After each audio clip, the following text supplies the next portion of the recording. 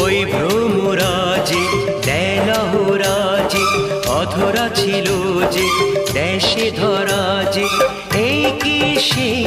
স্বপ্নের ওই ফাগুন